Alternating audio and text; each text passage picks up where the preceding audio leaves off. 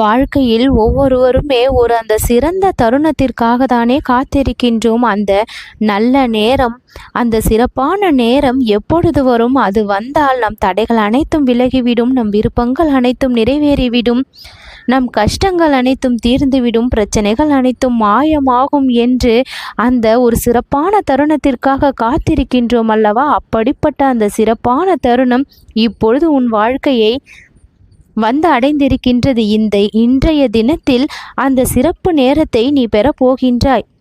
அதிர்ஷ்ட நேரத்தை, நல்ல நேரத்தை இன்றைய தினத்தில் நான் உனக்கு கொடுக்க தீர்மானித்து உன்னை இப்பொழுது வருவாய் என உள்ளழைத்தேன். நீயும் வந்து அந்த சிறப்பான நேரத்தை பெற தகுதியை அடைந்து விட்டாய்.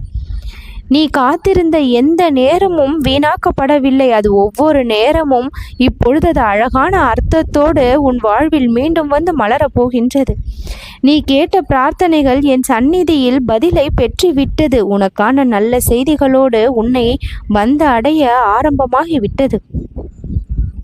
அந்த அதிர்ஷ்ட வாய்ப்பு இப்பொழுது உன்னுடைய கரங்களால் ஏற்றுக்கொள்ளப்பட்டு உன் மனதை பூரிப்படைய வைக்கும்.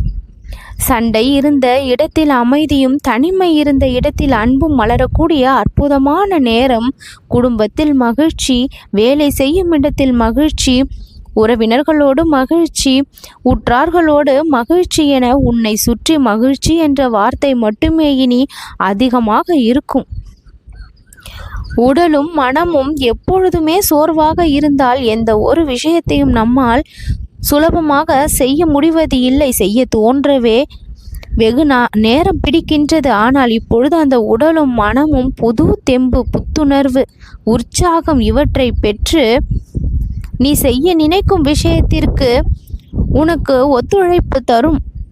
எதிர்பார்த்து கிடைக்க வேண்டிய பணமே இன்னும் கிடைத்த பாடில்லை என்று நினைக்கின்றாய். வந்து சேர வேண்டிய பணமும் வரவில்லை. உழைப்புக்கு ஏற்ற நன்மையும் கூலியுமே கிடைப்பதில்லை என்று வருத்தப்பட்டு கொண்டிருக்கும் உனக்கோ இப்பொழுது எதிர்பாராத வருவாய் வந்து சேரும். எதிர்பாராத உதவி கிடைக்கும். எதிர்பாராத வாய்ப்பை பெறுவாய். எதிர்பாராத செல்வ வளம் உன்னிடம் வந்து சேரும்.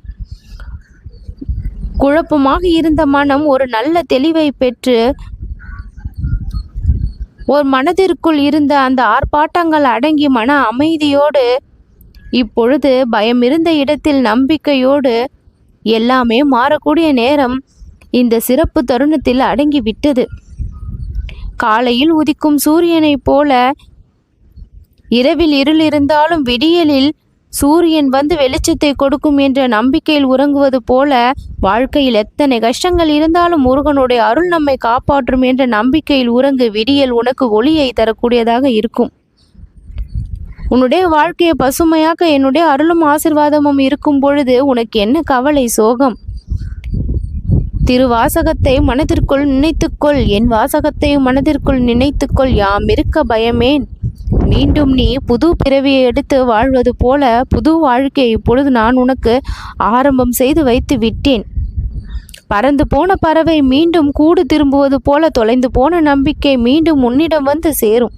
உன் வாழ்க்கையில் பல நல்ல விஷயங்கள் மலர்வதை இப்பொழுது நீயே கண்கூடாக பார்ப்பாய். பார்த்து மகிழ்வாய்.